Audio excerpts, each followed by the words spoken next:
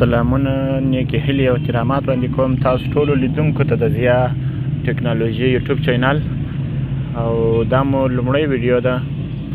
د لومړی ویډیو د عنوان مو دی څنګه کولی شو چې خپل فایلونه د موبایل فایلونه محفوظ کړو او په عادي ډول څوک ونه کولی شي چې زموږ فایلونه وویني او هغو ته اکسس ولري.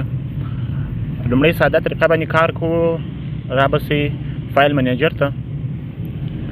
د فایل منیجر ته رالاست په درې ډاټس باندې به کلیک وکړئ، سیټینګس ته به راسئ او بیا دغه د شو هایډن سیسټم فایلز په نوم چې کوم اپشن دی، کله چې دا آف وي نو هغه فایلونه چې د ډاټ اکسټنشن ولري هغه به په عادي ډول نه شو کېږي، یعنی هغه به هاید وي. او که چیرې دغه آن وي، یعنی دا رقم اوس مو آن کړه، اوس به راسو بېرته خپل فایلو ته.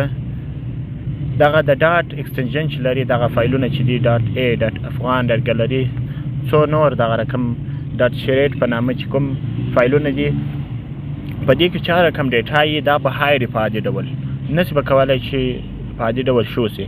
او کله چې د ډاټ اکسټنشن فایلونه چې دي دا د درې ډاټ سیټینګس کې دغه د شو هایډن سیسټم فایلز اپشن آف وي، بیا به نسي کولی چې په عادي ډول خلکو ته ښکاره سي.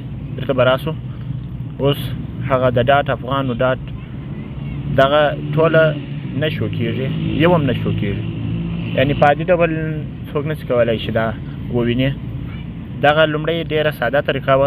دویم د یو اپلیکیشن په استفادې سره د خپل فایلونو یا هم ډیټا حفاظت او ساتنه ده، چې دلته به یې طریقه په خلص ډول بیان سي.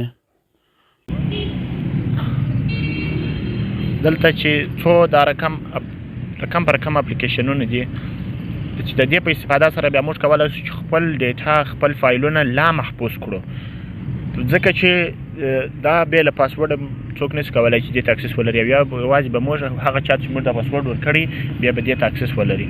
دا دې وکړي چې ویډیو مو خوښه شوې نو لایک یې کړئ او چینل سبسکرایب.